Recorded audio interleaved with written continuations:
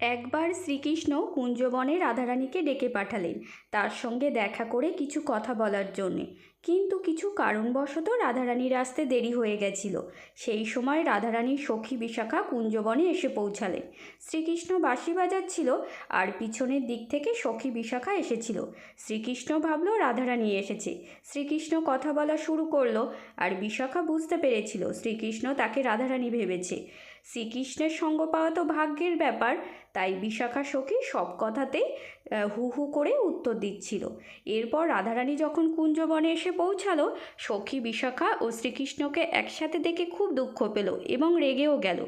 শ্রীকৃষ্ণ যখন বুঝতে পারলো সে এতক্ষণ রাধারানী না সখী বিশাখার সঙ্গে কথা বলছিল, রাধারানী সখী বিশাখাকে ভুল বুঝে কিছু কথাও শুনিয়েছিল। এরপর বিশাখা কুঞ্জবন থেকে চলে গেল। শেষে শ্রীকৃষ্ণ কুঞ্জবনে রাধারানীর মানভঞ্জন করেছিল।